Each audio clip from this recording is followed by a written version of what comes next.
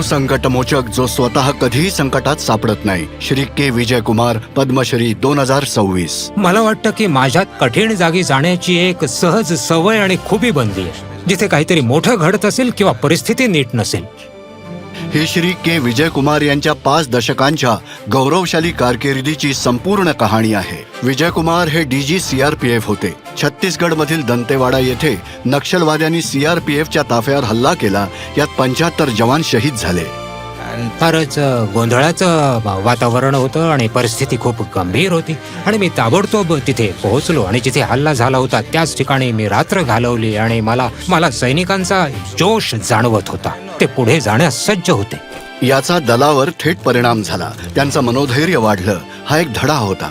जमिनीवर जिथं अडचण असेल तिथे जा. विजय कुमार यांचे आई वडील व्ही कृष्णन आणि कौसल्या यांना आज नक्कीच अभिमान वाटला असता. त्यांचे वडील पोलीस इन्स्पेक्टर होते, नेहमी कडक वर्दीत. त्या लहान मुलाच्या मनात ती प्रतिमा खोलवर कोरली गेली होती. त्यांनी MA पूर्ण केलं आणि 1975 मध्ये त्यांची IPS साठी निवड झाली. 1 वर्षानंतर त्यांनी IAS मधील निवडही नाकारली. विजय कुमार यांना गणवेशाच्या सेवेबद्दल तीव्र ओढ होती.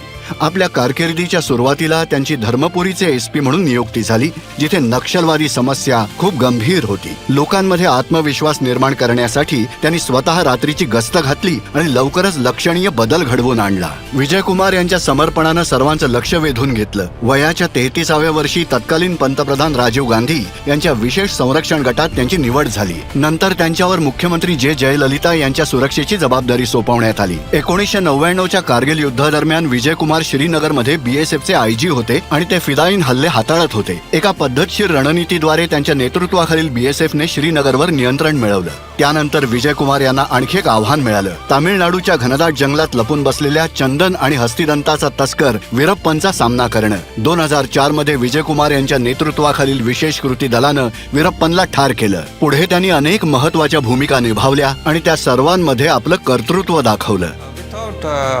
जर तिने कुटुंबाची संपूर्ण जबाबदारी घेतली नसती तर मला नाही वाटत की मी आज इथे असतो. ती माझी सगळ्यात मोठी ताकद होती. मला वाटतं की तिचे आभार मानण्याची हीच योग्य वेळ. माझ्या लक्षात आलं की असं केवळ मीच नाहीये तर असे अनेक लोक माझ्या पाठीशी आहेत.